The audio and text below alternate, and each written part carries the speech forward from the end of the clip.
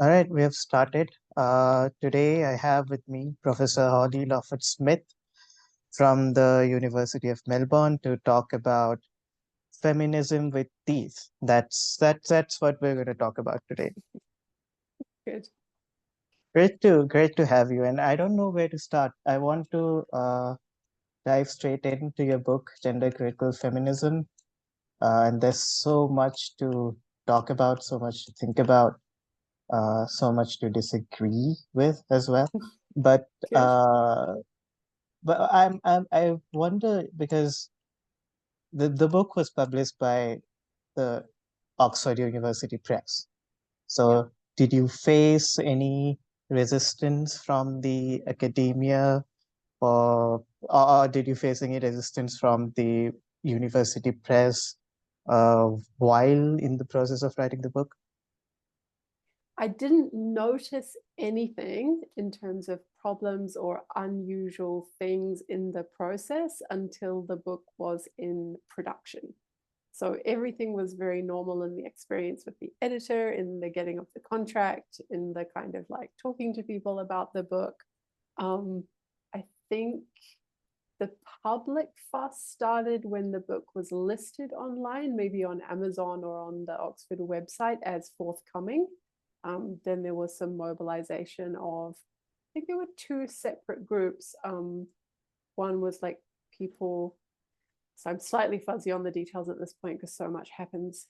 So it feels like a lot has always happened since then, whatever the then is. But I think there were two different groups, and maybe one was more closely connected, like people who had worked in some staff capacity for Oxford globally versus people who had just ever published or reviewed for them or whatever. So there were two separate groups of people that kind of mobilized letters of complaint or trying to get them not to publish the book.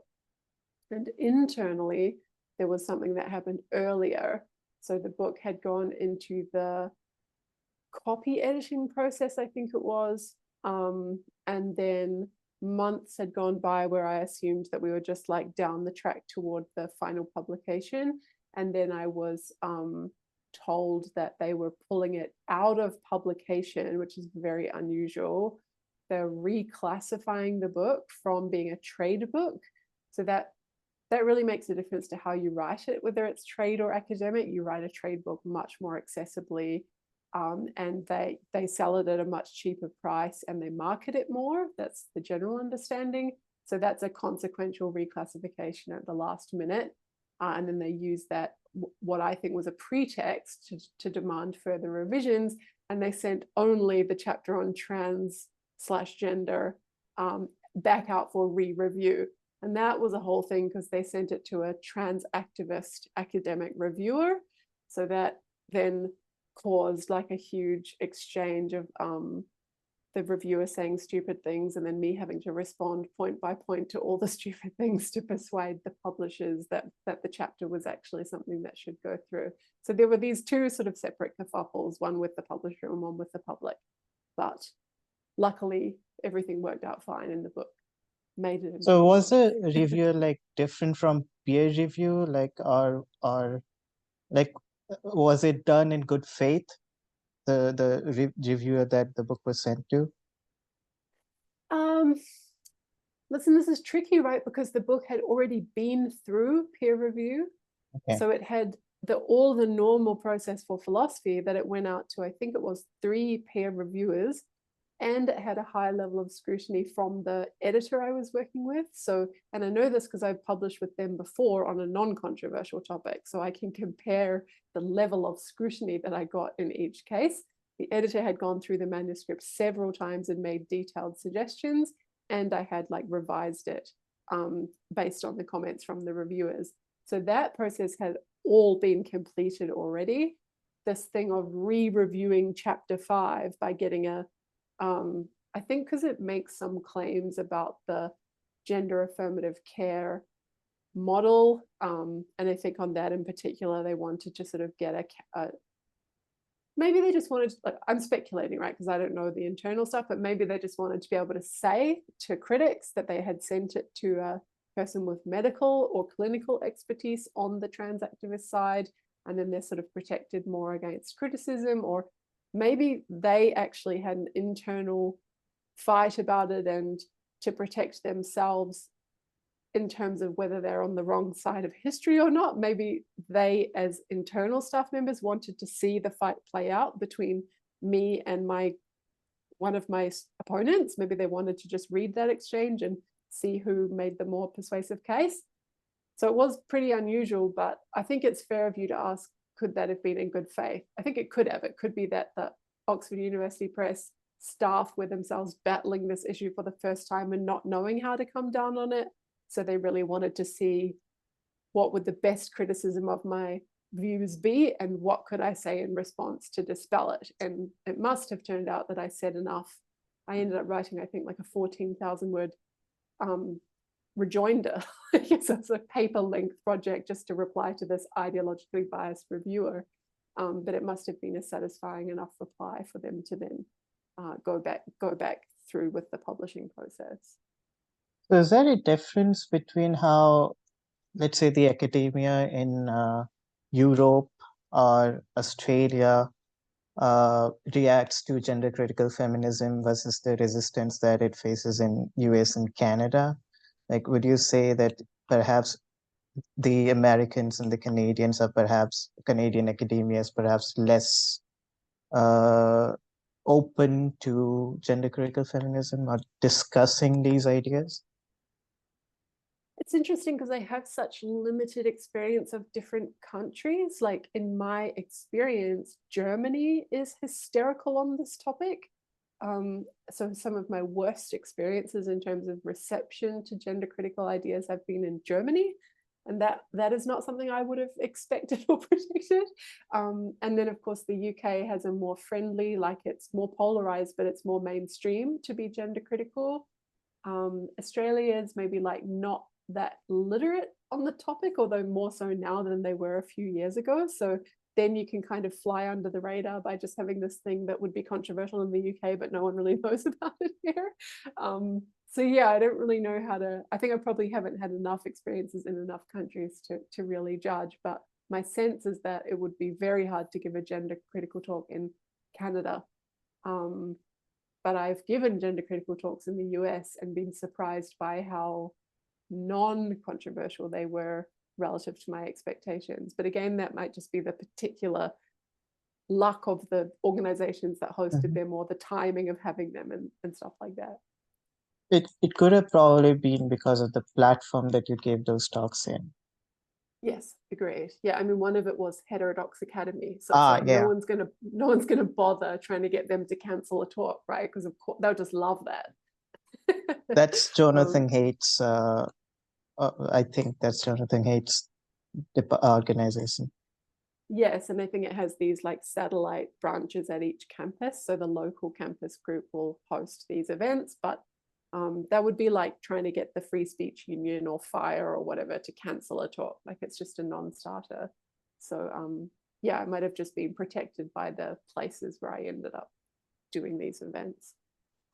All right, now let's get into your book. And I want to save the controversial stuff for later, but almost all of it is kind of controversial.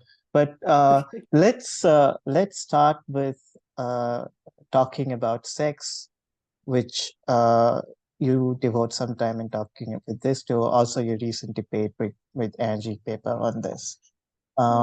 So why do you believe, and this is the impression that I get from reading you, that commercial sex is hierarchical? The argument in the book with Angie Pepper, which is it wrong to buy sex, is that ordinary sex is hierarchical sex in the way that it tends to be practiced now, which means that the male tends to be dominant or play a dominating role in that practice. And then that just follows for the sex industry. So it's a stronger argument about sex in general, and then there's various things that maybe make that worse or exacerbate it in the context of where it's being paid for. And you're right, this is a controversial view. The few times I've discussed it on podcast platforms or whatever, there'll be some snippet that makes it into a paper on the other side of the world where people are ridiculing the feminist professor who thinks women should stop having sex with men. But yeah, I probably do think that, to be honest. This has radical feminist roots, really. This is not something that you've suddenly come up with. No, agreed. Yeah. But I guess I think that's exactly right. But that tradition of feminism has been forgotten, right?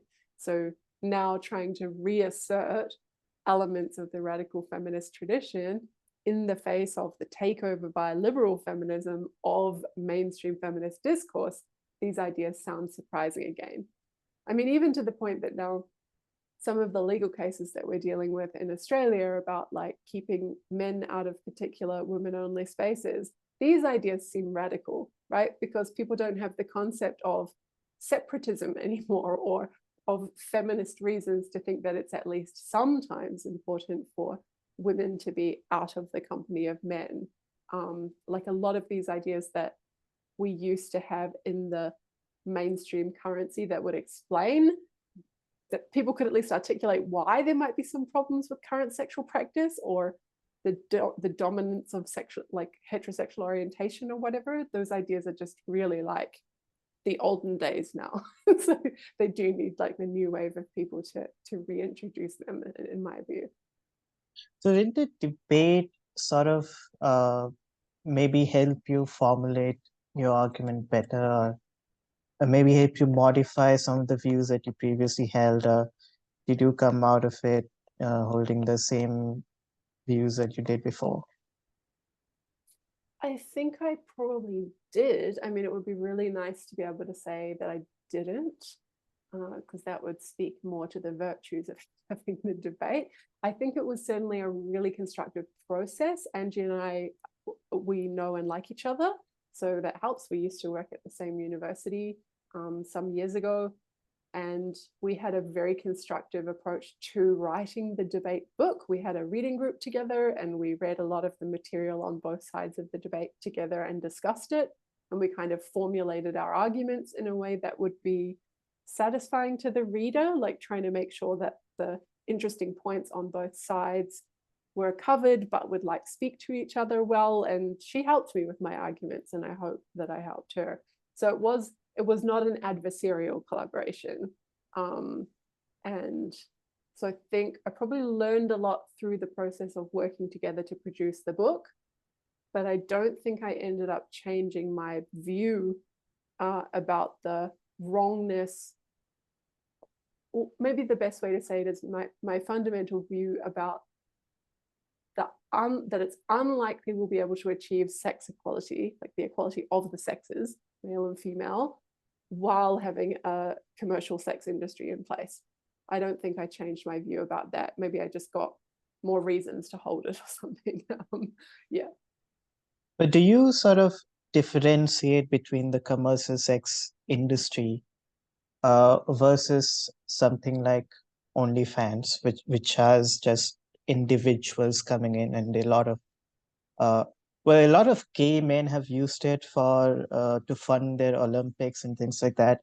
Is it still falling into the sort of hierarchical trap when gay men or when individual women use it to speak to particular kind of people? I understand that they're still operating under the sort of male domination of ordinary sex, but it's different than, say, the adult film industry or something like that.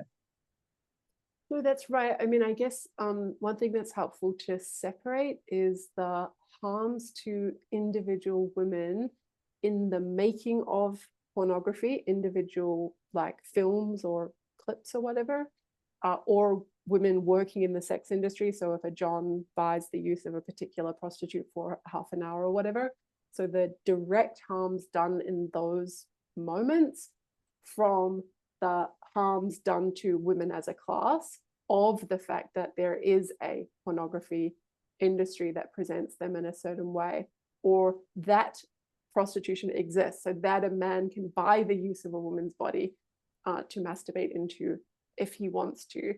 And I think it's true that OnlyFans reduces, for the female solo content creators that you talk about, at least, OnlyFans will seriously reduce the kind of physical harm to her directly, because she's mediated by a screen and she can just turn the thing off. She gets a creepy request, and maybe there's a bit more to it because she can be pressured and she can be desperate for money and whatever.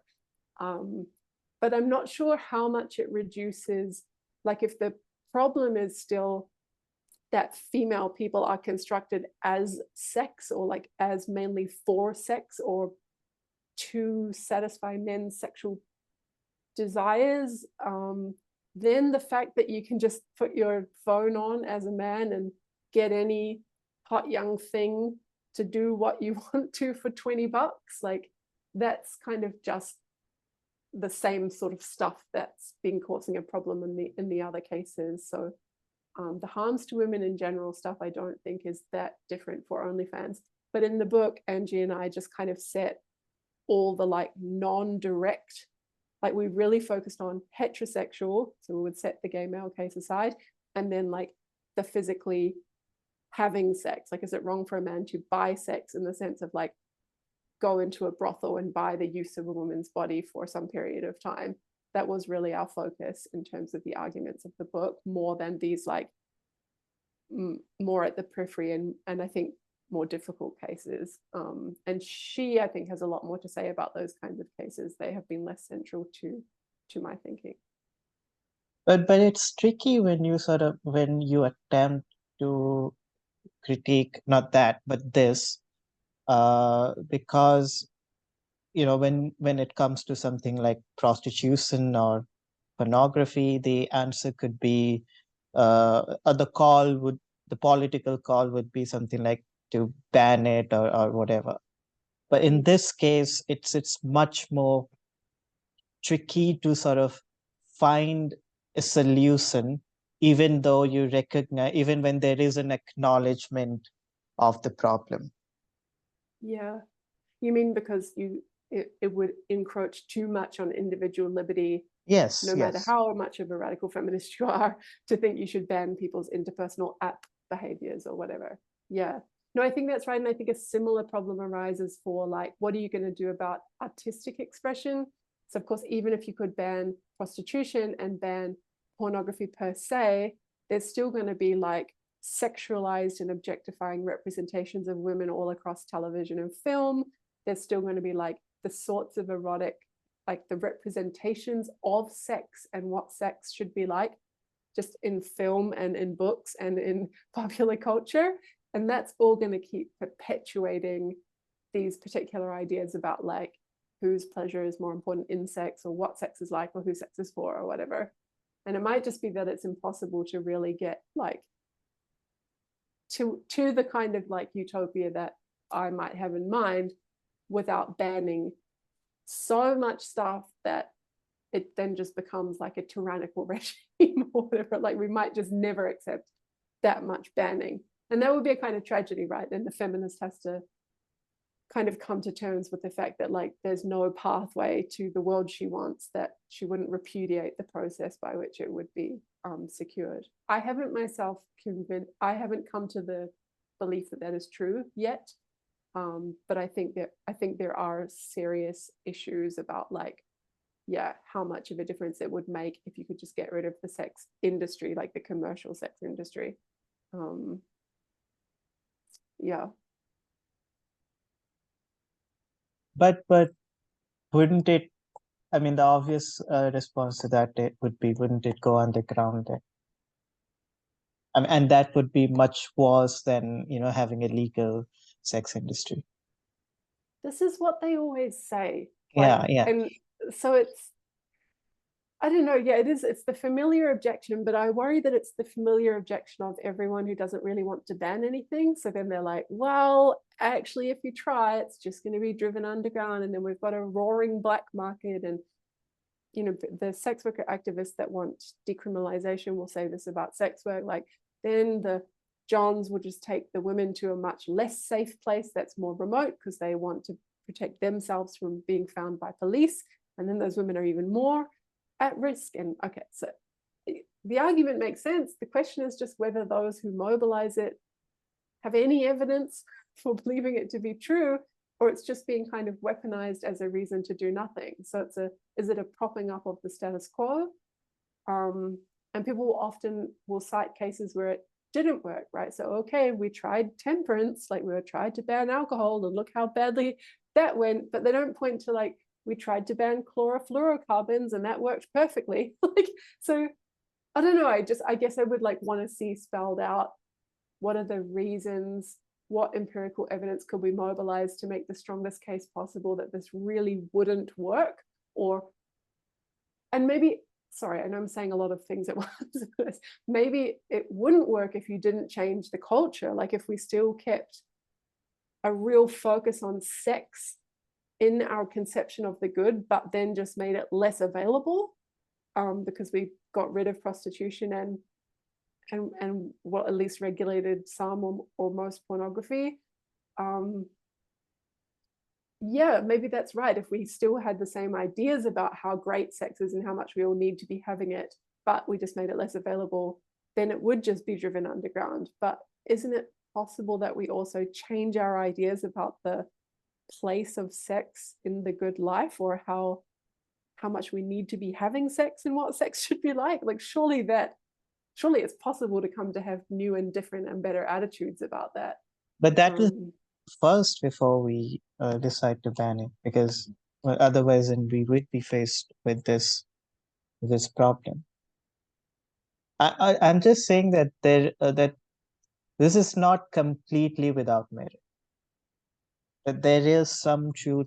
There's certainly some truth to it. When you have a legalized sex industry or legalized prostitution, then you can have specific rights directed to people who are working in those industries, so that they have some place to go to when they're violated. Yes, that seems right. But wait, what is your argument? Your argument is that because if we banned it, then it would go underground, and then those women would have no rights, and that is in itself a reason not to ban it. Is that the thinking? No, I mean, they would have less reason to go to police, because then they would be admitting to engaging in an illegal act anyway. That might be true. I mean, there's going to be difficult issues here about what is in the interest of what group. And I think this comes up in the debate book. Like, it might turn out that there's a really difficult choice to be made about what is going to be better for the sex workers. And a lot of the argumentation for decriminalization goes that way. It really just focuses on like what improves the well-being of sex workers. And that's fine. They are a very marginalized group, and so we should care a lot about their well-being. But there is also this other feminist question I mentioned earlier of what is going to be in the interest of women as a class, which means all women everywhere and over the long term. What is it going to take to get from where we are now or where we have been to real sex equality? And so we might both be right. Like, it might turn out that like, well, if you make it illegal, there are going to be some sex workers who are worse off because they are deterred from going to the police, and that has various negative effects. And if you banned it, you could really get a jump start on changing attitudes about men's sexual entitlement, and that would have knock-on effects. Who knows what they are? Maybe there's less sexual assault, sexual harassment, less of a sense of entitlement toward women, and maybe then we get to the feminist future quicker. So again, there's just like a lot of pieces that have to be worked through in the sense of like what trade-offs are acceptable and whose interests can be sacrificed for who else's. Maybe you would want to come back and say, look, if you're marginalized enough below a level, you can never be made worse off for the good of the bigger group. Maybe that's true. But if that's not true, then, we've got big numbers over here when we're talking about all women. We've got tiny numbers over here, but serious welfare hits when we're talking about all sex workers. So yeah, it's not obvious, at least, how we should resolve that. You're sort of making a utilitarian argument there. Maybe, yeah, I am at least trying to hold fixed, keeping my eye on the prize of what will bring about sex equality.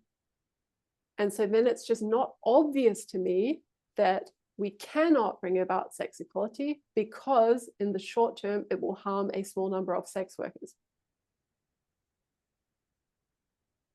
But they're among the fringes, they're among the most marginalized. Agreed. They're the ones who suffer from the patriarchy perhaps more than the average woman. Yes, but then how can they be helped? Is it only by leaving them in sex work and giving them slightly more rights? I No, think no, a no. feminist would want to say, no, like, let's get them out of sex work. Like, let's get rid of sex work. Let's give them way better, less degrading, more fulfilling opportunities, And if that is possible, and then if the great gain to all women, including them, involves this kind of short-term hit that like, okay, but in the very short term, while they're looking for other things they can do, they can't go to police as easily. Yeah, that's bad, but it might be a, like, what do you say, a cost worth paying or something. Like, yeah, so it's not directly consequentialist. I'm not just saying like chuck them on the scales along with everyone else. Like we could weight their harms to them quite heavily because of how marginalized they are. But I still always want to keep in mind, like, yeah, what is it going to take to get equality or justice for all women? And what is the role of the sex industry in preventing us from getting there? All right, I'll come back to the sex equality part later on when we talk about feminist utopia.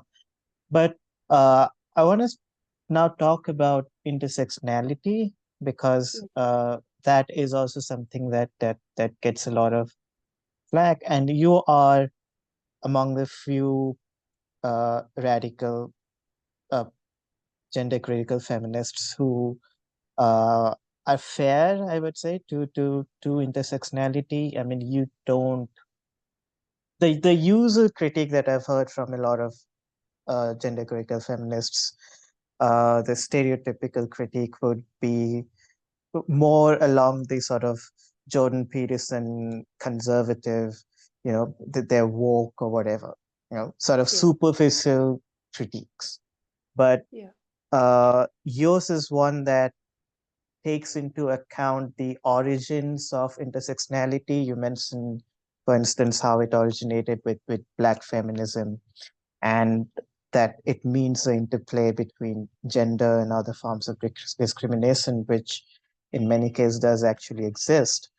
And given the fact that you acknowledge that there are, in fact, perhaps an interplay between these forms of discrimination, especially in the last part of the chapter, what would you see is a central problem with the concept of intersectionality?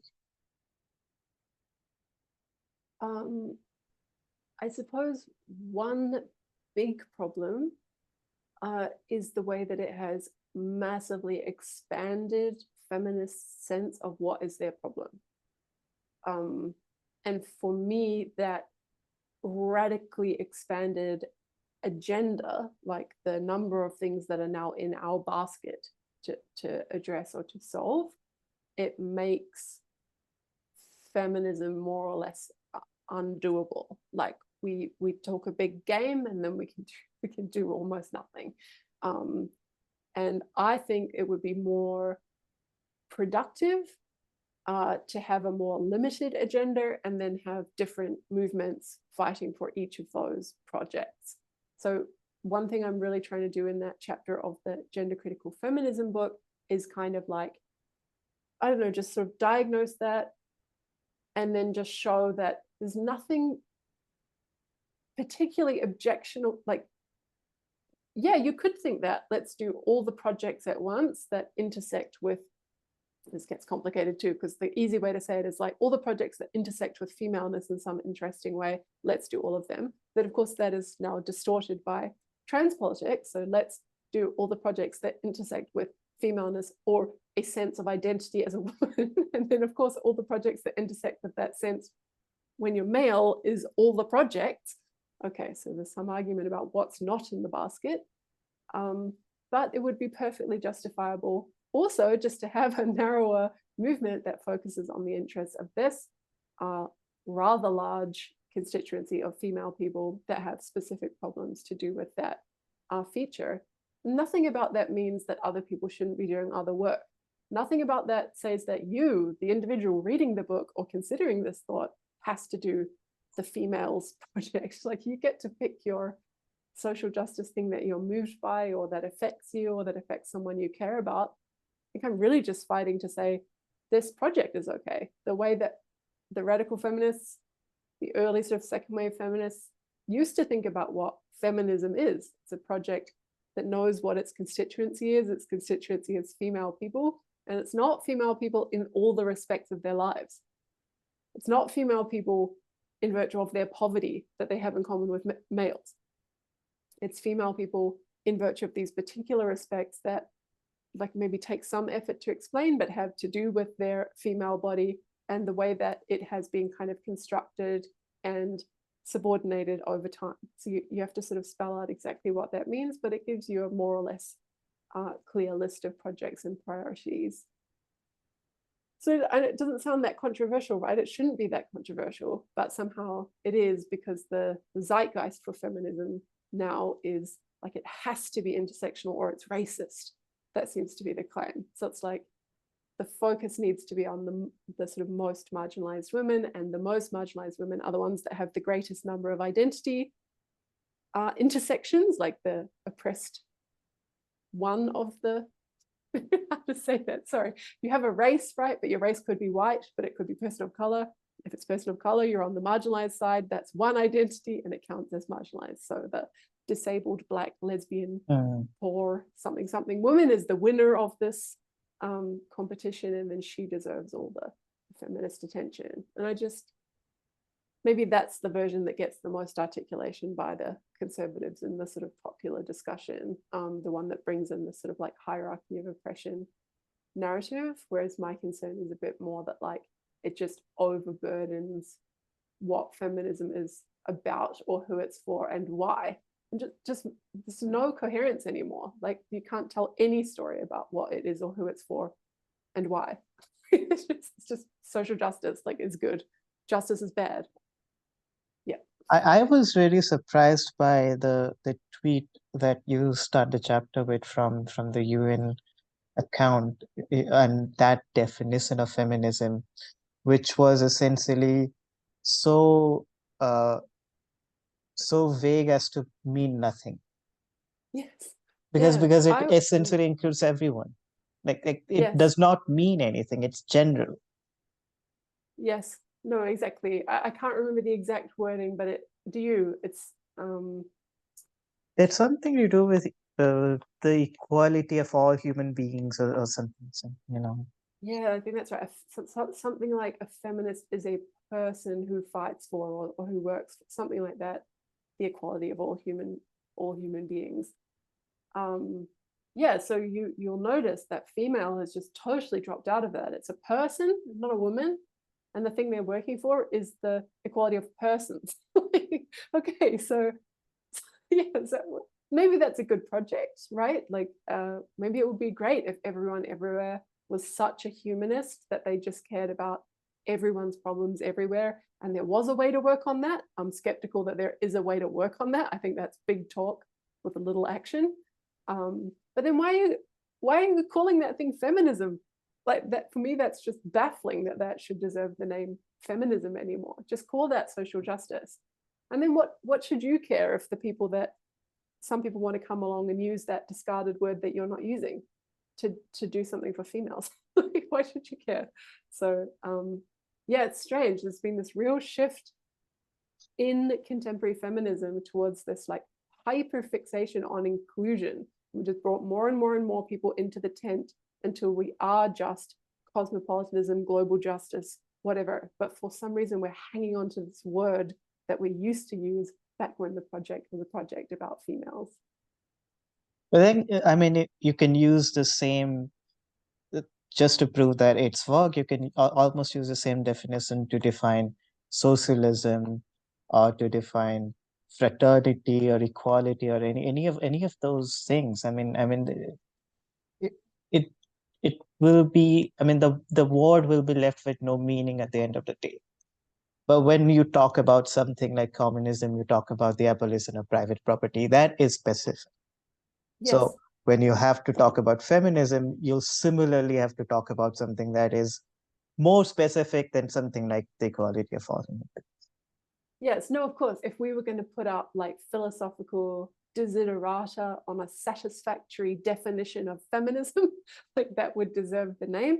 Even if we wanted to reserve the right to have arguments about who's included in terms of trans women or intersex, there could be these marginal arguments about exactly who's in and out of the constituency.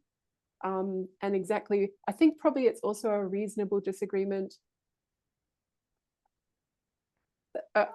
I'm going to say this, but then I might need to walk it back. But I think it's a reasonable disagreement whether the feminist project should be for female people in all the respects of their lives versus these female body and cultural construction specific ones that I outlined earlier. We can argue about that too. But surely an adequate definition is going to need to pick out some more narrow and specific project, like you say. It's going to need to deserve the name. Like, why does the name have fem in it? And then hopefully leave open that these various disputes could happen internally. But any desiderata like that are going to knock out the UN's definition. As you say, it's just vague. I have a new book project actually that is now under review. And one of the things I'm trying to do in that is get a satisfactory, adequate definition of feminism that doesn't rule out any of the live debates at the moment. And that is a really difficult project precisely because of how there's this mainstream feminist approach that's it's for everyone and it's about everything. Yeah.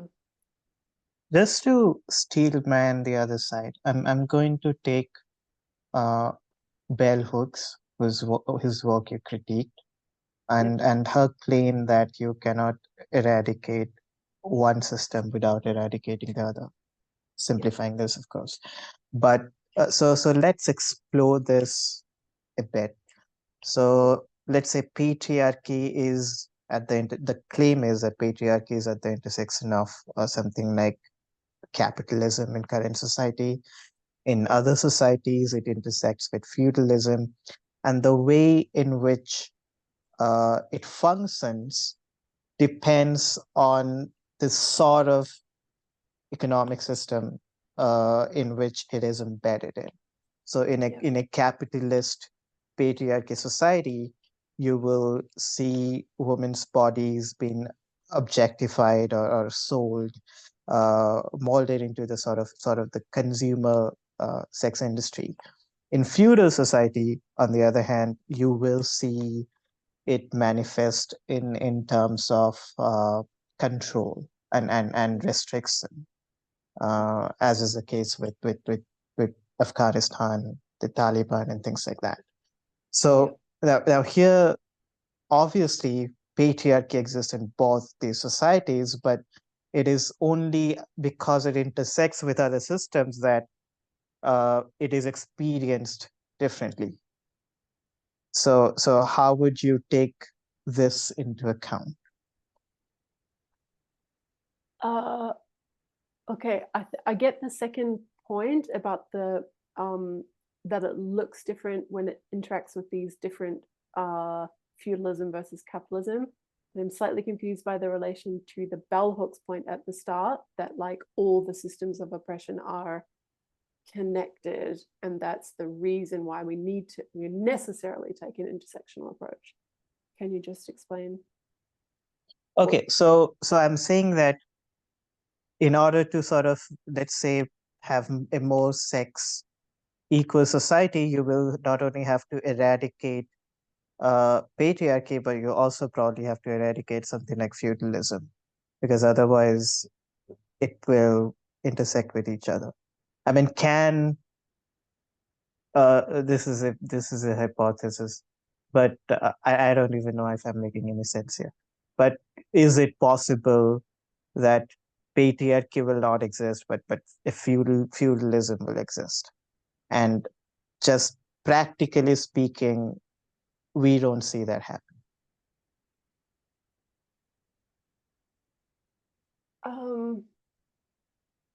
Yeah, I don't know how I can answer that except with my own like intuitions or whatever, and that's maybe very unsatisfying. Like maybe you need a certain sort of expert of feudal systems or whatever to comment on that. At least it seems to me from my armchair, like as a philosophers like to say, that I can perfectly well imagine a smooth running capitalist society with sex equality. There's just more women dominating there's more women billionaires or whatever, and more women running all the companies and being CEOs or whatever, like equally in work. Similarly, in feudalism, like there have been historically societies with women holding the positions of power, and we can imagine cultural shifts in which that becomes more the case. So again, there's more sex equality. There's still social class hierarchy for sure, because there's going to be the monarchs and everyone else, but we can imagine that within those class stratifications, there is sex equality or equal opportunity based on sex. So I guess I'd need to hear more about why I should think that these various systems, they like necessitate the domination or subordination of women. That doesn't seem obvious to me. I guess I can imagine an argument that capitalism like needs workers or whatever, and so then it's in the logic of capitalism to exaggerate minor differences as a way of stratifying people and then getting workers. Like you might want to tell a story like that about slavery, for example. Like that's just, we have to use some arbitrary feature of persons to get things going, and so we use skin color, we designate that class the worker class and this class the ruling class. Okay, I'm sure you can tell some story like that, and you could tell it for male and female, but notice that would still be contingent. Like just so happens that at this time and place, it made sense in terms of productivity to get like to naturalize the explanation of why we're making those people be our workers. Maybe that's fine, because explanations of patriarchy can be contingent. Maybe they are contingent, all of them. So yeah, maybe that's fine. I don't know. It's not a very helpful answer, is it? I guess I'm skeptical in general about the bigger bell hooks claim that whatever the systems of oppression or subordination are, they in fact like are one big mega system under everything. I'm very skeptical about that claim, and she provides hardly any evidence for it. And there's some things that just seem to kind of dismiss it out of hand, like Audre Lorde traveling in a communist country or a socialist country, one of the two, and being like, I don't see less patriarchy here. So this idea that that's the one that is fundamental, and once we get rid of that, which lots of the leftist Marxists were saying in the 60s, like class revolution will take care of all the other liberations. No, she's like, well, I just went and had a look, and it hasn't. There's still loads of sexism in communist countries.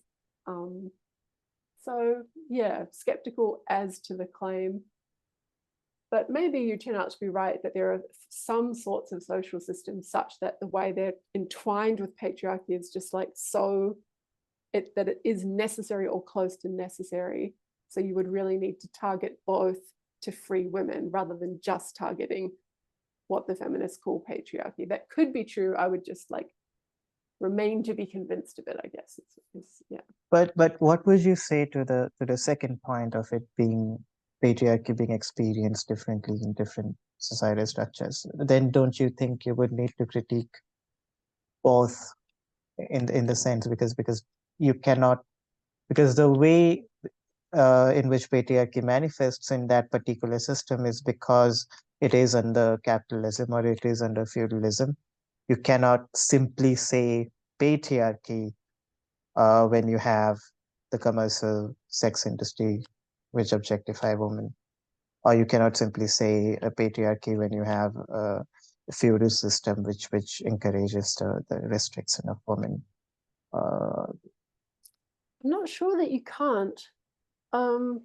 Like I can sort of see your point in a broad sense, like you want to give an explanation of a thing. And if you're just doing that completely from the outside, then it's strange to say, like, why is there commercial sex that presents women as sex objects for men's desire, and then to just leave out the fact that that makes a lot of money for a lot of people? I can see that if you want a big explanation of why that thing in all its respects, you should also mention capitalism. But within our capitalist society, like in this context, what is a problem for women, or of differential treatment of the sexes, or subordinating treatment of one sex? I don't know if you need to say that. You just sort of need to point out women are being presented in this way, like as sexual objects.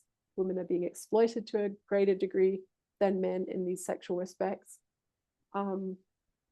Yeah, I mean, I've thought about this a bit in connection with different countries. Like, so do we want to say the situation of women in Afghanistan? So we're talking from Australia, for example. I know you're not, but I am.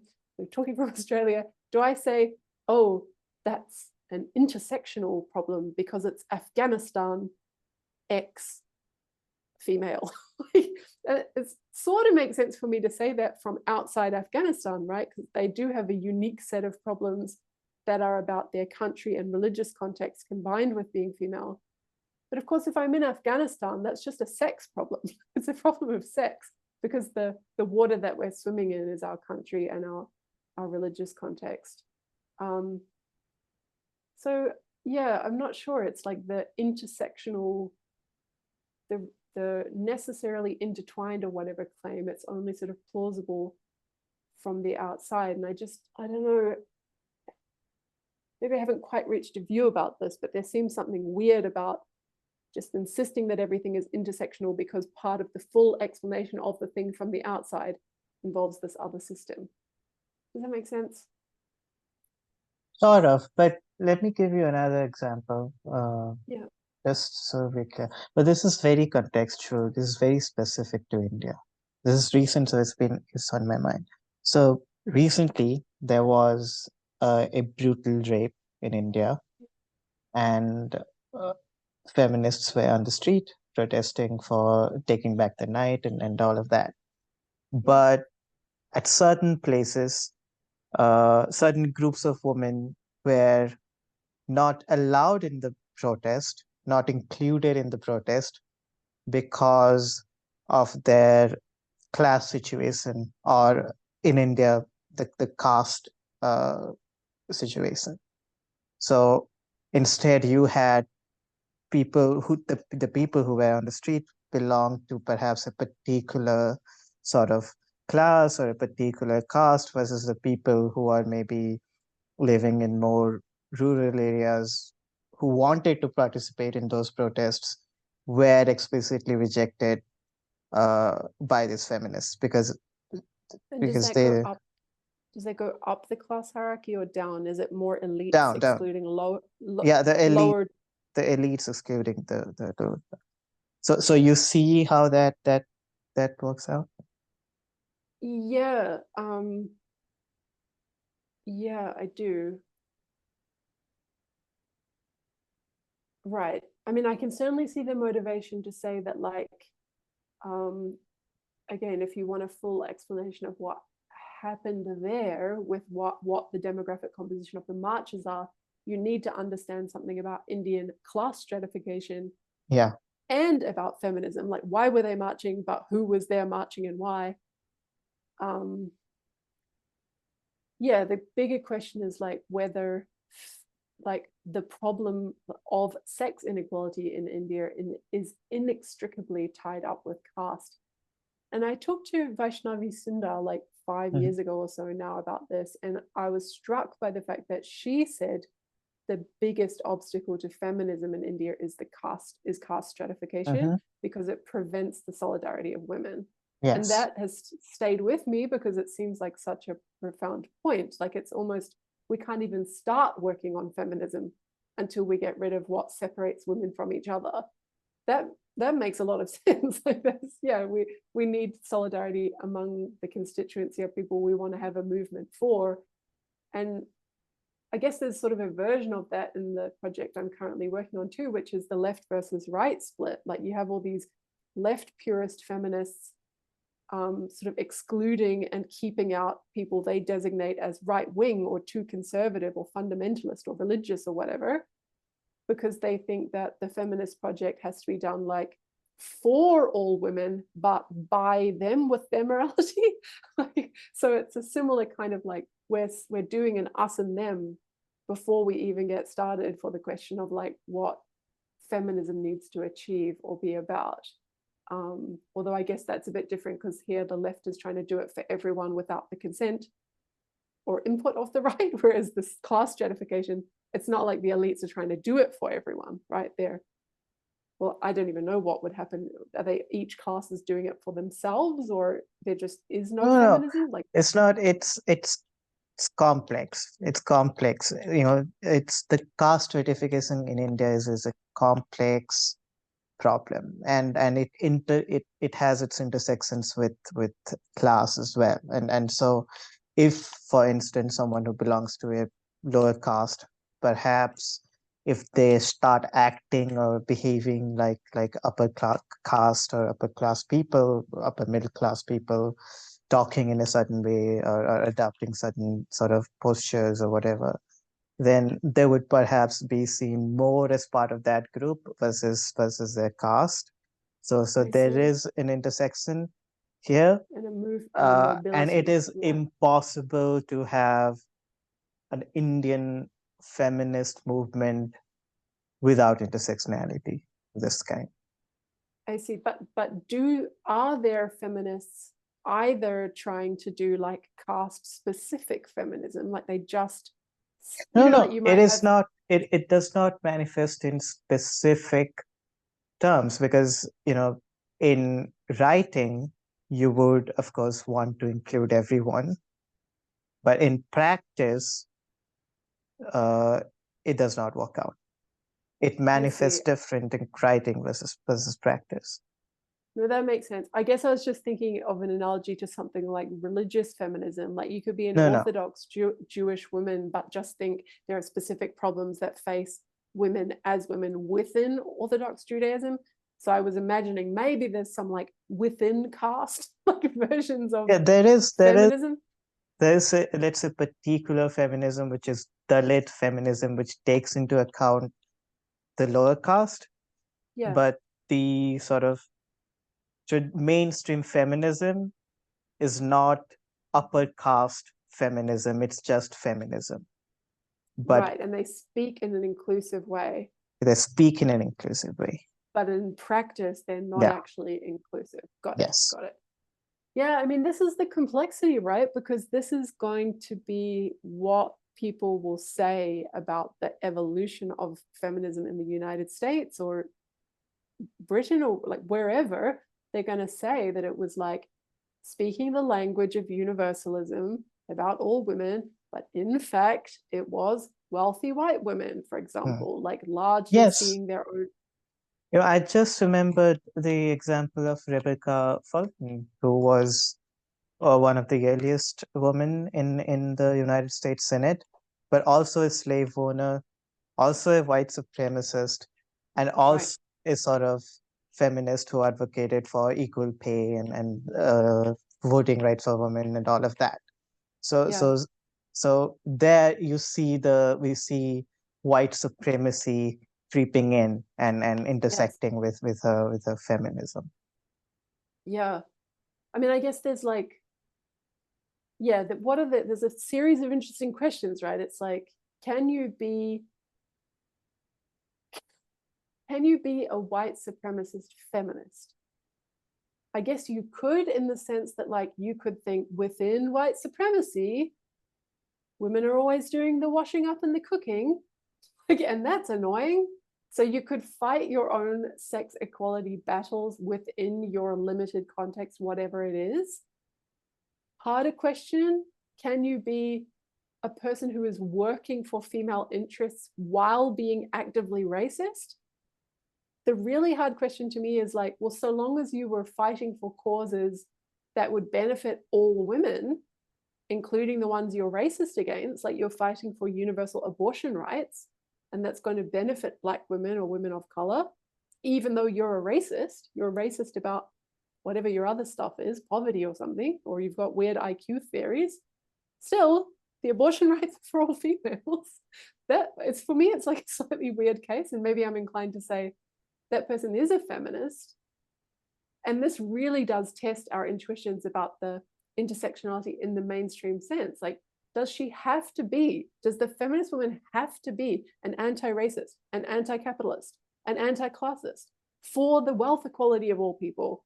I think no to at least some of those questions, right? Because she's got a limited project. Her project is getting rid of these inequalities or social subordinations on the basis of relation to the female body and this kind of social construction of femininity.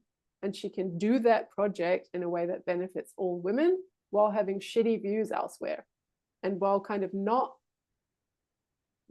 caring, like, or caring in some minimal sense, but not really doing anything about it ever, about all sorts of other social injustice. I don't know if maybe that's a super weird view, but to me it just seems like it's a consequence of having this delimited view of what it means to be a feminist. Like, it's just it's a limited project about female people and their rights. Well, in the case of Fulton, that project existed alongside her other work, which was sort of stereotyping Black women, or calling for the lynching of black men because they were ravaging white women or whatever. So you see how her feminist ideology intersects with her racism, and you see how that motivates each other. No, totally. And I'm not denying that these ideas can't be like very mixed up or interrelated in an individual person's head. Like, of course it can be that you as a person just like so passionate about disability rights activism and men's rights or whatever, like whatever, these pick two things, and just imagine you're super passionate, and because you care so much about each, you always make sure that the way you pursue one is also the way you pursue the other. And sometimes we might want to say that really distorts the one or the other. Like, if you really were just doing disability rights activism, these would be your priorities. Because you've got this men's rights activism going on in the background, you always choose these weird, like, low payoff projects, just because you're always trying to, okay, that would be an interesting explanation of your psychology and your priorities. But what's the question for feminism? I think it's a question about, out there in the world, are there these systems that interact or come together in a way that we cannot pull apart, or that make it the case that we could not solve sex inequality or sex-based injustice without addressing them all at once? And I just remain unconvinced that we could not have sex equality under capitalism, or sex equality and still some racism. I just think we probably could. Certainly racism is bad. Like, so we should want to have two healthy movements fighting racism and fighting sexism. But could you have a non-racist sexist society? Yes, absolutely. And could you have a non-sexist racist society? Yes, absolutely. So these are just like separate issues and separate social justice projects. But surely the reason matters even if the ends are the same. I mean, if you see a lot of the eugenicists, they were in fact advocating for something like Planned Parenthood or abortion rights or whatever. But the reason they would give is that they want Black people to have less children. They want Black women to have, they want to control the reproductive rights of Black women. So yeah, certainly that's not a good thing. And that's not the reason you would want to advocate for abortion. And that should matter if you have someone in the feminist movement who wants the same thing as you for the wrong reasons. Like that should, like, how should that not matter? Like, shouldn't the feminist movement say that we want these things because of these reasons, and not because of those reasons, we don't advocate for those reasons, and we have nothing to do with racism. I think that is important, yes, but I think a feminist could say, we want abortion and we want it for these reasons, dignity of the female, freedom of choice, whatever, and we want it for all women. Nonetheless, we happen to want the same thing that these guys over here want. Yeah, that's true. And we're not going to stop wanting it just because they do. We're not going to change the thing we think women need just because someone comes along who we hate. The harder question is like, do feminists also, as part of their advocacy, have to be then working against the racism of that group's reasons? Like, is it part of their labor not only to clearly state what their own reasons are for advocating for abortion, but also to be out there being anti-racist, speaking up against the eugenicists or whatever? And again, like, I can see Wouldn't you risk intuition. alienating Black women if you don't? You would risk alienating an entire category of women if you're not explicitly anti-racist. But this might be exactly why mainstream feminism has become intersectional in the way that we started out talking about being problematic, because everyone feels, oh, we're going to alienate the trans community. Oh, we're going to alienate the poor. Oh, we're going to alienate the disabilities, right? So everyone's got their stuff that's a problem for social justice. It's so much injustice everywhere. So then if our reason is just, oh, we could stick to a project about females, but if we do, everyone who wants us to speak out on their issues too, who happens to also be female, is going to be pretty upset. Now feminism has to take a position on Palestine, Israel, because otherwise we're like either the Palestinians or the Israelis. Like that, to me, is almost like it's an emotional blackmail argument for strategically taking on certain issues, but it's got nothing to do with feminism per se. So maybe you and I like wanted to start a feminist group, we would have to have this discussion like, oh, we really can't afford to alienate the Palestinians. Like, and then, okay, we'll just strategically not say certain things, maybe. But I think that's not to do with what the like project is per se. That's a downstream, separate, strategic consideration about like what it's going to take to like do this thing in practice. But surely there can be, I think, a middle ground, and you don't have to go to the extremes of intersectionality and accept all of the prepossession or all of the injustices. But how? Like, what's the limit? At least, I don't know, Okay, racism. if you see one, but why racism? Why is that the thing that gets the special? Like, because it is the thing people think. You want Black women on your team.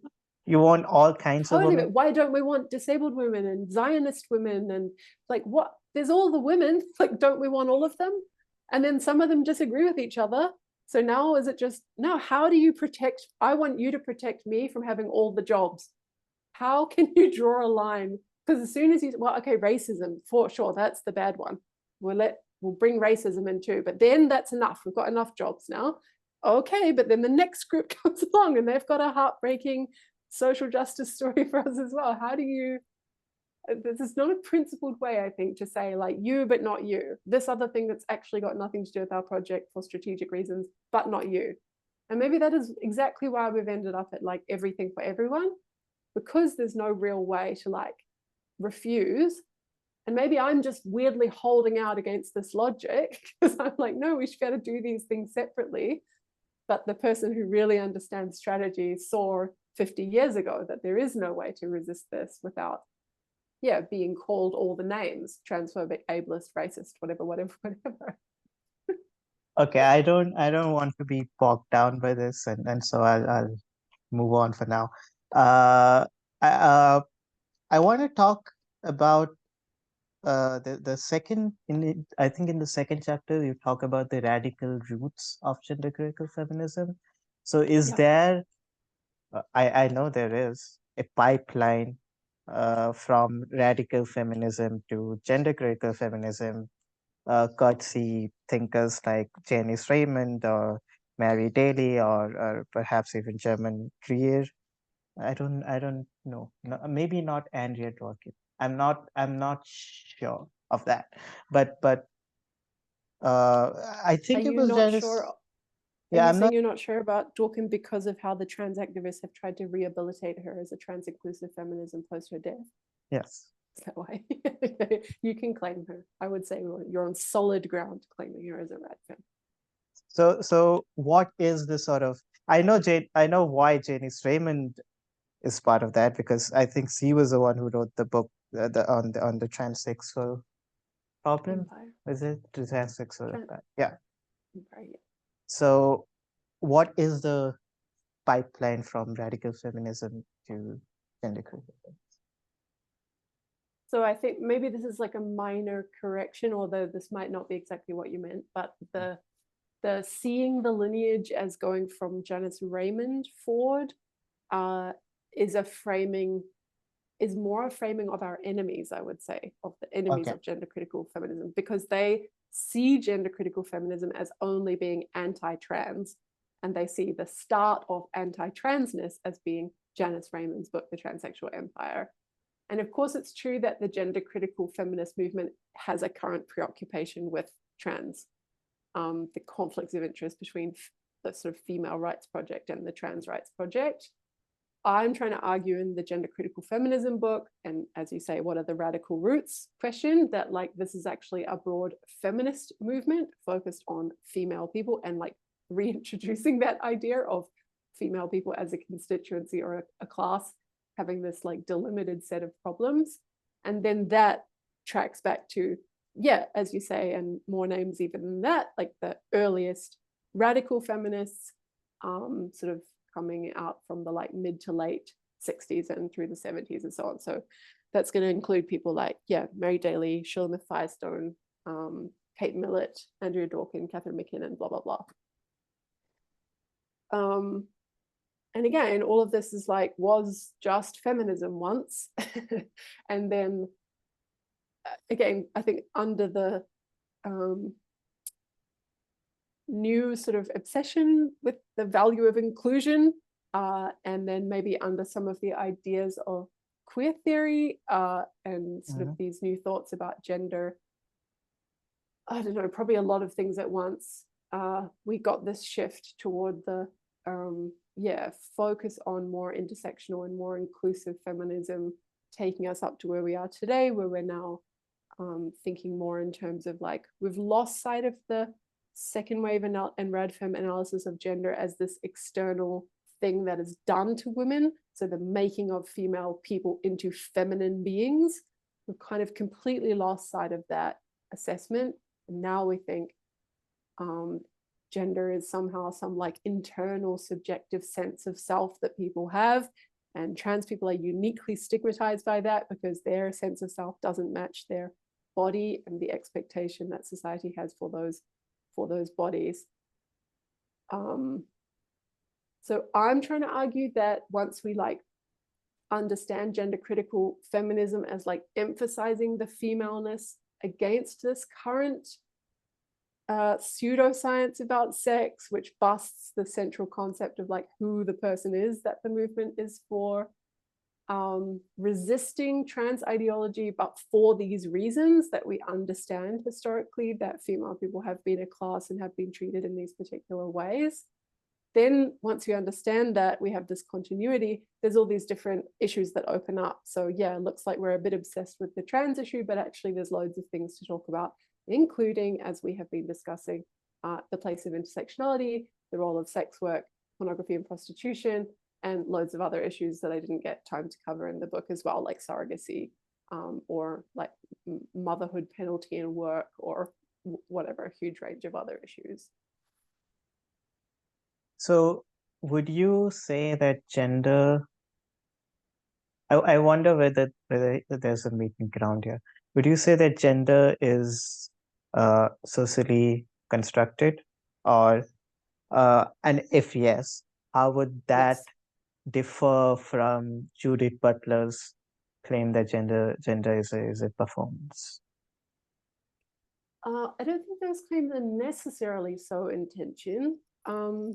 It's just her claims may be a bit more victim blaming.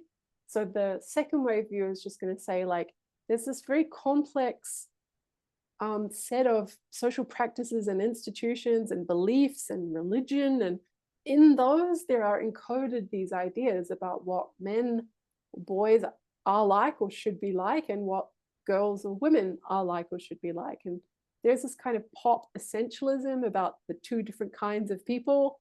Women are like this, men are like this. And there are some sanctions too. So these individuals with these ideas kind of sanction non-conforming people. So the butch or masculine woman, the tomboy, and much more so, I think, the effeminate or feminine boy. So yeah, there's like keeping people in line, and that's like a really important insight, I guess, to keep an eye on, because it explains a lot of stuff. Now I've lost track of your question. Sorry. Do you remember? No, I was asking about Butler's argument Butler. Yeah. Sorry. Yes.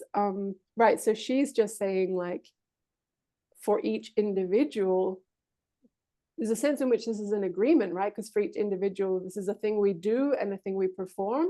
This points to our complicity in it. So yeah, maybe your dad expects you to be a feminine little girl and tells you how pretty you look all the time, and you get a sense of that's how to get his approval. But still, maybe once you're 16, like, you could wear jeans. Like, so there's a sense of like, you are actively every day doing drag, every individual, like you're choosing to enact this performance, and you could do differently. So I think there is an interesting idea there. It's just part of the story, though, that the second wavers were already pushing at, that there's this like big external social practice and set of pressures going on. I mean, Butler by now, of course, has even lost sight of that compatible part of the story, and now just kind of claims to be non-binary, and like, I don't know, it just seems to be sort of buying into the whole nonsense and calling gender critical feminists Putin Putin allies or whatever. It's a bit ridiculous. So I don't know, there has still been this shift away from that external view of gender to this weirdly internalized, personalized, self-curated, self-expression way of thinking about gender. And I think that's a real shame, because all the stuff before is still true. You've still got little boys being sanctioned for being feminine, and the trans activist stuff is not going to take care of that unless he wants to pretend that he's a girl. Didn't she mention your work in her recent book or something? She did, yeah. I don't remember exactly. She did? Yeah. What an honor. Yeah, she did. Yeah. So I'm assuming she didn't exactly represent you correctly. No, and actually it was like very uncharitable. Like, I can't remember exactly the details, but it's like she mentioned J.K. Rowling, Kathleen Stock, and me, which is nice because I'm nowhere near as prominent as those two. So there's an honor for me to be included. But then she just cites, like, I think one media article of Kathleen's, like not Kathleen's whole book in which she wrote up her gender critical position. And then for me, she cites a script of a YouTube talk posted to my website when I have a whole, I think by the time she wrote her book, I had 2 books out on gender critical feminism. So she could certainly have done a better job in researching what the gender critical view actually is, and sort of, even if she wants to trash it, like present it fairly and then trash it, right? But that absolutely did not happen. So kind of amusing. I just realized I have been sort of misgendering or whatever. But do you feel terrible? I don't know pronouns. I really don't know what pronouns they use. You don't know, but you just put they in the sentence. What caused you to put they if you don't know? I can't do this. Are you being ambiguous? Are you like trying to get it, like, play to be neutral, just say they because you're not sure what's correct? Yeah, I'm trying to not get cancelled. Oh, would you get cancelled? Are you already talking to me? So what? But I also talked to Professor Deji McCloskey, so there's that. Oh, did you? Okay. So you're playing both teams, hoping to balance the scales. I mean, to be fair, Deirdre McCloskey is kind of like pretty open-minded for a trans person, like pretty close to gender critical. If like, I know not actually gender critical, but not the views that you would find among a blue-haired 20-year-old set. That's correct, and I like her work, her books. But I wanted to talk about the trap of essentialism, which is what a lot of your allies seem to fall into, including Posey Parker, activists of that sort, because they do often make essentialist claims. Boys should act in certain ways, or men should act in certain ways, and that comes in because you define female in terms of sex, right? In terms of biological sex. And so that ties in with the argument that if you're willing to go this far, why not go further and accept all the propositions of contemporary pop evolutionary psychology or whatever, that women are wired in a certain way or men are wired in a certain way, and that is just that's not feminism. That's not any kind of feminism. So you're using the word essentialism, but I think you mean determinism, which is how everyone uses the word essentialism wrongly. So that's fine. I'm just going to mark that. Is that fine as a clarification? So that problem is not essentialism having some trait for women or trait for men. The problem is the like big determinism of thinking being female determines having this sort of nature, and being male determines having this sort of nature. And in the strongest version of that claim, it requires buying all of the bullshit of evolutionary psychology, that we're all hardwired to be choosy, what is it? Choosy women and aggressive. I'm forgetting all the words now. Aggressive men and choosy women, or whatever it is. Just a second. I'm going to link below my critique of evolutionary psychology. It's 8,000 words long, and there's a section on sex difference that's like 5,000 words long. So go ahead and read it for anyone watching. Yeah. Yes, for anyone watching, and also me, I'll read it after this. Yeah, I'll send you that. I love to hear that people have critiqued evolutionary psychology. So sorry, that was just to clarify on the terminology, because it's a little bugbear of mine that I like to defend essentialism, but argue with determinism. And I think the thing that you're picking up on is really difference feminism, right? That some of the people in the GC movement have like leaned well into this idea that men and women are essentially in the sense of necessarily different from one another in these ways that can be quite dramatic, and maybe would not sit well with earlier feminists whose whole point was like men and women are more or less the same, and equality means more or less treating them the same way. Now your question is like, what's my take on how bad that is? Sorry, I'm getting tired. Was that the question? My question is it something that you are in line with? Is it something that gender critical feminism opposes, or what is gender critical feminist stand on that? I actually don't think it is. I think the question of whether men and women are the same or different is an open dispute within gender critical feminism. And I think it's like a little tricky, because some of what they call themselves the sex realist feminists or the reactionary feminists, some of them have taken up these different words, which then might suggest that they see a disagreement with the gender critical feminists, because otherwise why aren't we all using the same name but just explaining our disagreement? So maybe that's like some mild evidence that there is actually, that the gender criticals are the ones that think men and women are more or less the same.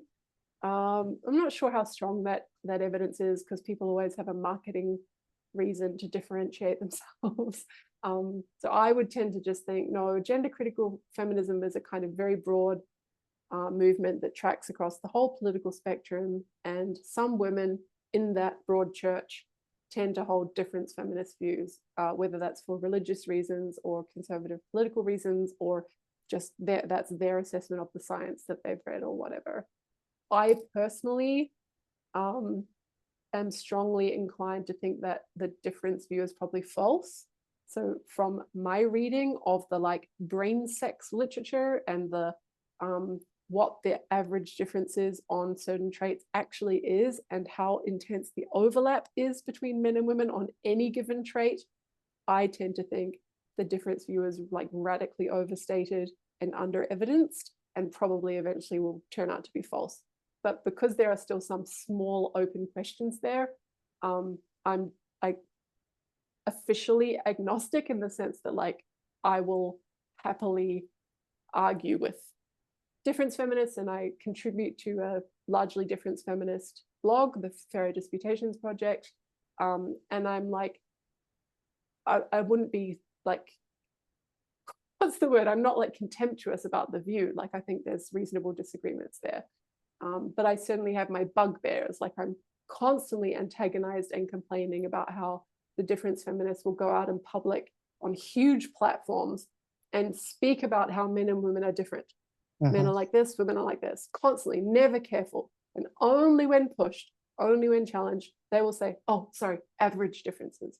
Oh, sorry, it's just average differences. So they've got this like Mott and Bailey thing going on. And I'm really antagonized by that. Like that makes me think badly of the people who do that and who are not cautious about how they speak of sex differences, given how directly those things contribute to sexism. I completely agree with you on this, and I've read a bit of literature, and I'll share with you the article, so you know. I have kept you for so long, I'll let you go. But last few questions. Sure. So and this is a pretty straightforward question, which is that you advocate, gender critical feminists advocate for female only spaces or for sports. All of that I completely agree with. But when you have, for instance, a lot of trans people who, for all practical purposes, let's say passing trans people, I think that's the term, all practical purposes, they sort of look, act, and behave, are perceived as female by the larger society. So would you have someone like, I don't know, Natalie Wynn or Buck Angel go to the bathrooms of their respective sex? No, I would not. So you would, so guess, there's room for that exception. I think there's room. There's certainly militant gender critical feminists who would prefer a world in which people use the spaces, services, and provisions of their sex at birth. Like, that's just to take account of intersex cases, not to speak the language of the idiots. But I don't think that's, I think there's, again, a live disagreement among the gender critical community about exactly how to manage these things. I think there's things they feel very strongly about. I should say we feel very strongly about sports and about prisons. There's much less space there, like just because you look a certain way or just because your identity is a certain way, that we should include on different grounds than sex.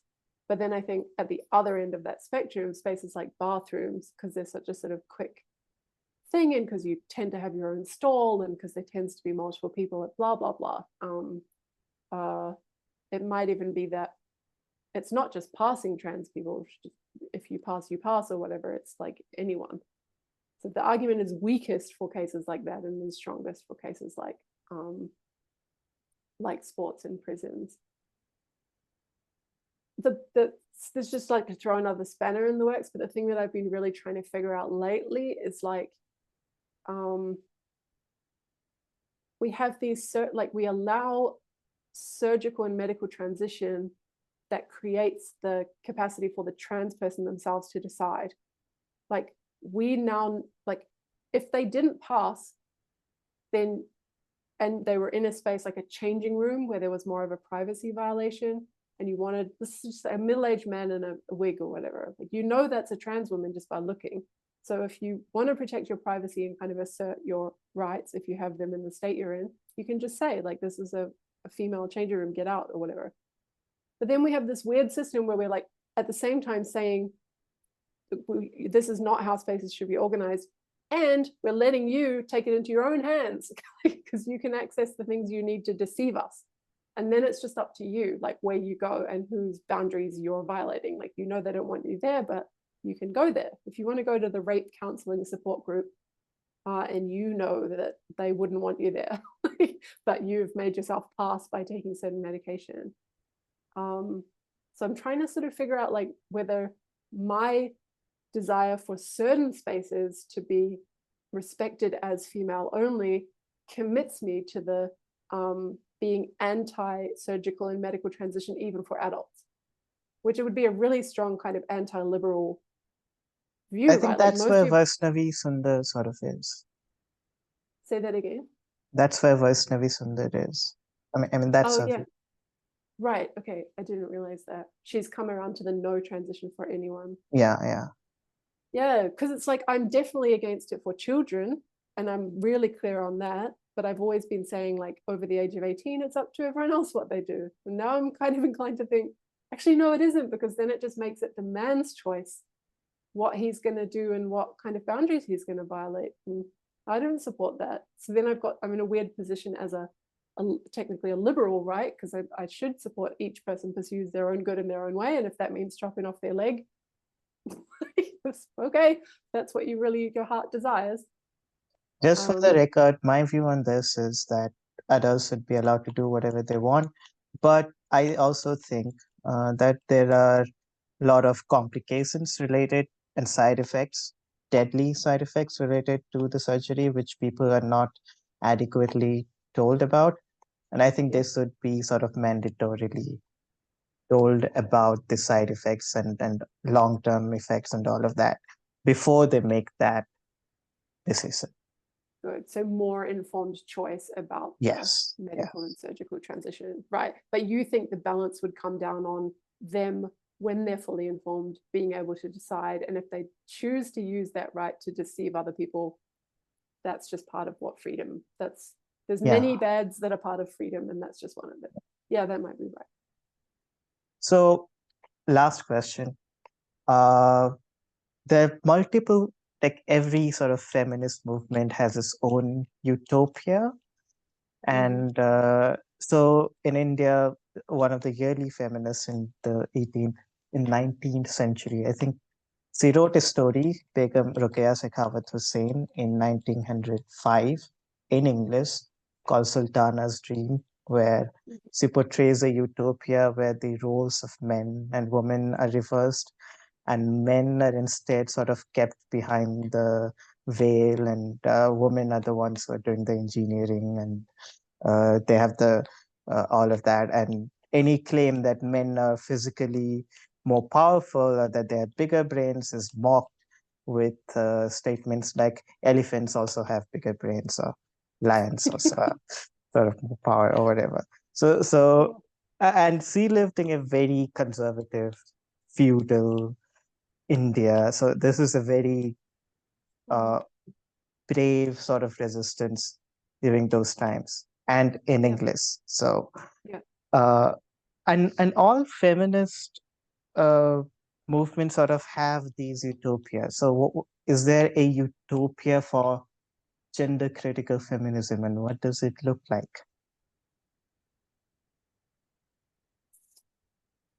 I think that's a really interesting question. And it's like, it's easier to answer actually for the earlier, or at least some of the subsets of the earlier radical feminists, like the separatists. I don't know if gender critical feminism is far enough along yet in its like theoretical development, because it's been so much just like a movement at the grassroots to oppose certain sorts of like legislative reforms or rights losses for women. And I think it is still quite early days in figuring out what are its broader issues and what are its unifying principles. I think I was trying to make like a contribution to that project, but I think it is still fairly early. So I don't know if there's more precise that I could really say about what the view of the utopia is, except insofar as it has women's liberation in it, and that means women's liberation qua female, which takes us back to the earlier things about whether there could still be injustice of other kinds in that utopia, which then makes it slightly strange to call it one, right? Like, is if that's a poverty-stricken society, but there's women having equality at each of the class stratification levels or whatever. So I haven't seen anyone like write the amazing novel that's the parallel of the one you describe, or Herland, or any of these classic feminist utopias.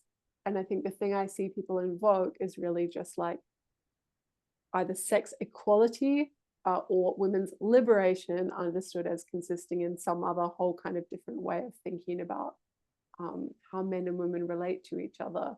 But the details of that aren't really filled out in terms of like, how does the economy look, and what is housing like, and are there any men at all there, and all these other things. It's just like I think it's still a sort of much more general and perhaps slightly vague description, and we're still working out the details of it.